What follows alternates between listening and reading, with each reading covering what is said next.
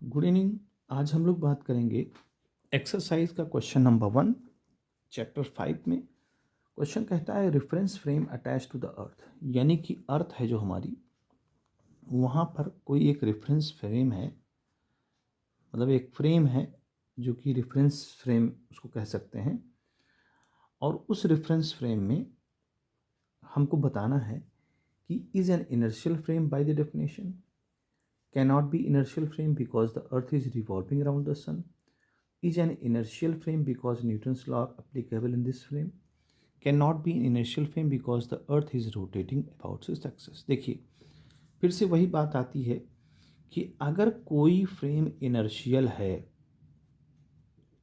तो उसकी दो ही कंडीशन हो सकती हैं, या तो बॉडी रेस्ट में रहे एक चीज़, या फिर कांस्टेंट वेलोसिटी से जा रही हो। कांस्टेंट वेलोसिटी होना चाहिए, स्पीड नहीं, वेलोसिटी कांस्टेंट होना चाहिए। तो जब कांस्टेंट वेलोसिटी होगी तो एक्सेलरेशन ज़ीरो होगा। यानी इनर्शियल फ्रेम तभी संभव है जब या तो बॉडी रेस्ट में हो या उसका एक्सेलरेशन ज़ीरो हो, और एक्सेलरेशन ज़ीरो तभी होगा जब वेलोसिटी कांस्टेंट हो। अब क्वेश्चन में ये जो क्वेश्चन में कह रहा है कि अगर कोई इनर्शियल फ्रेम है, यहाँ पर reference frame attach to the एक अर्थ है, अगर अर्थ में एक कोई रेफरेंस फ्रेम है, तो मान लें कि यहाँ कोई ऑब्जेक्ट रखा हुआ है और यहाँ भी कोई ऑब्जेक्ट रखा हुआ है।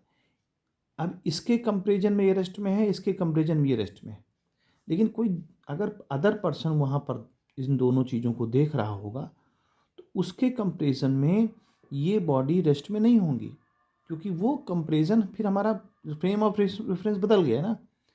तो इस वजह से ये क्वेश्चन में जो हमको दिया ही नहीं है कि हम किस फ्रेम ऑफ रेफरेंस की बात कर रहे हैं। Etch N inertial frame, inertial frame हो सकता है, लेकिन हम किसके रिस्पेक्ट में पता करना चाह रहे हैं, तो पहला वाला तो हमारा आंसर ही गलत हो जाएगा, क्योंकि हमें पता ही नहीं किसके रेफरेंस में हो रहा है, देख रहे हैं। एक दूसरे के रेफरेंस में तो इनर्शियल फ्रेम है, बट जो आउटसाइडर व्यक्ति है उसके रेफरेंस, उसके रिस्पेक्ट में हम नहीं रेफरेंस फ्रेम इसको कह सकते हैं इनर्शियल फ्रेम। तो इसलिए ये हमारा आंसर गलत हो जाएगा, इनर्शियल फ्रेम कतई नहीं होगा।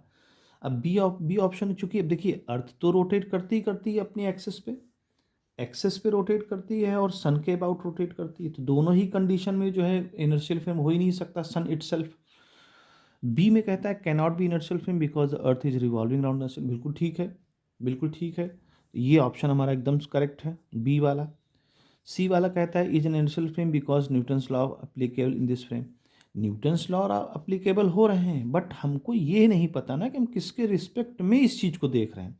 तो इनर्शियल फ्रेम हम कैसे कह सकते हैं, न्यूटन्स लॉ तो हर जगह अप्लाई होता है।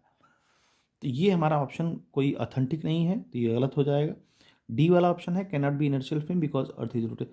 हाँ बिल्कुल ठीक है, अर्थ जो है सन के चारों तरफ भी रोटेट करती है और इटसेल्फ अपने भी एक्सेस पे रोटेट करती है। जब कोई चीज़ रोटेट करती है तो उसकी वेलोसिटी लगातार चेंज होगी, हर पॉइंट पर वेलोसिटी चेंज होगी, तो वो इनर्शियल फ्रेम हो ही नहीं सकती। अगर वेलोसिटी चेंज हो रही है इसका मतलब एक्सेलरेशन क्रिएट होगा। तो यहाँ पर ये ऑप्शन डी सही है, बी सही है, दो ऑप्शन सही है।